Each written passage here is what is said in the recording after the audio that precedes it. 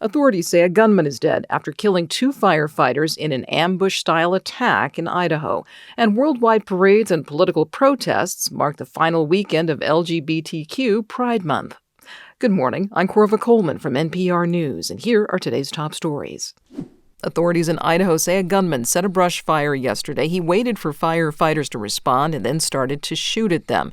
2 firefighters were killed. A third was badly wounded.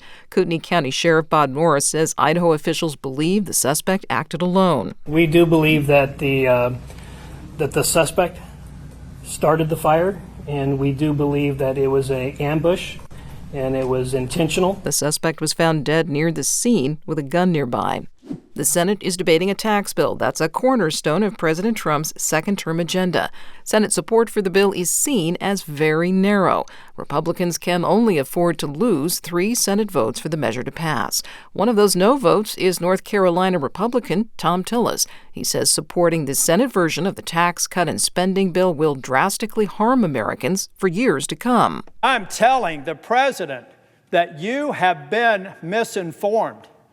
You supporting the Senate mark will hurt people who are eligible and qualified for Medicaid. Trump lambasted Tillis online, saying he would find someone to run against the North Carolina Republican. But Tillis also announced yesterday he is going to retire at the end of his term. The head of the UN's nuclear watchdog agency says Iran could begin enriching uranium again within months.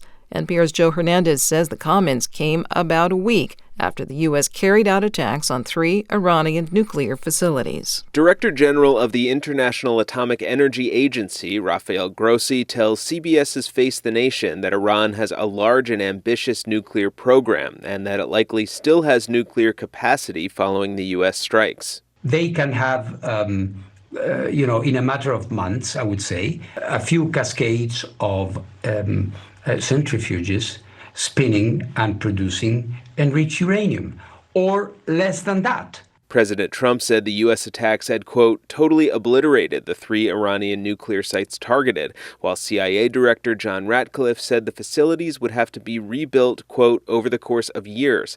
But a preliminary report by the Defense Intelligence Agency suggested the strikes may have only resulted in limited damage and set back Iran's nuclear program by months. Joe Hernandez, NPR News. California Governor Gavin Newsom has approved a budget deal for his state. It includes cutting back on health care coverage for immigrants without legal status in the U.S. who are in California. From member station KQED, Dana Cronin has more. Last year, Governor Newsom expanded health care to all low-income people in California, regardless of immigration status. But now, with the state facing a $12 billion budget deficit, Newsom's budget deal walks that back for people over 18. State Senate Budget Committee Chair Scott Wiener says tough decisions had to be made. It could have been enormously worse, and we were able to protect healthcare access for all undocumented people who are currently receiving benefits. The new restrictions, including a new monthly premium for adults already enrolled in the system, take effect next year. For NPR News, I'm Dana Cronin in San Francisco. People across the U.S. and around the world celebrated LGBTQ Pride over the weekend with parades and other festivities. As NPR's Mandali Del Barco reports, political protests were also visible. The theme at this year's New York City Pride Parade was Rise Up, Pride and Protest. Many at the country's largest such event demonstrated against President Trump's recent executive orders and policies that limit rights for trans people and dismantle DEI programs. Parade goers held up signs like one that read, "Our joy is our resistance." This year, some corporations cut back or canceled their sponsorships, but there were still major pride parades in San Francisco, Chicago, and other U.S. cities and around the world. In Budapest on Saturday, 100,000 people marched in defiance of police orders and a ban by the Hungarian government. Among them was activist and journalist Adam Kanakskar, who talked to the Associated Press. We don't really care about the consequences. We are here because we are proud. Mandalit Del Barco, NPR News. Jurors in New York City are expected to begin deliberating in the federal trial of Sean Diddy Combs today. NPR's Isabella Gomez Sarmiento reports the hip-hop mogul faces charges that include sex trafficking and racketeering. For nearly 7 weeks, federal prosecutors laid out testimony and evidence to try to prove Combs is guilty of the crimes he's charged with. They accuse him of running a criminal enterprise that facilitated and concealed sex crimes for over a decade. Combs' defense lawyers deny these accusations. They say Combs was involved in consensual relationships that were totally separate from his many companies. Today, Judge Arun Subramanian will give the jury instructions on what to consider as they begin deliberating. If convicted on all counts, Combs could spend the remainder of his life in prison. Isabella Gomez Sarmiento, NPR News.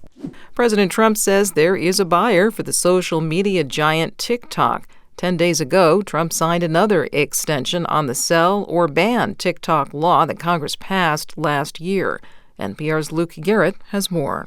President Trump says China will need to approve the sale of TikTok. We have a buyer for TikTok, by the way. I think I'll need probably China approval, and I think President Xi will probably do it. Trump didn't say the names, but tells Fox News. Very, very wealthy people. It's a group of very wealthy people. Last year, Congress approved a ban on TikTok if the app was not sold to a non-Chinese company.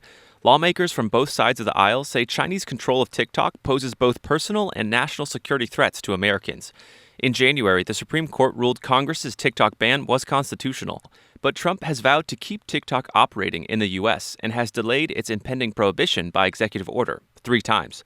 According to the Pew Research Center, 1/3 of U.S. adults used TikTok last year. Luke Garrett, NPR News, Washington. China has held soccer games in Beijing that feature robot players that look like humanoids. Over the weekend, 4 teams of robots competed in a 3-on-3 soccer tournament.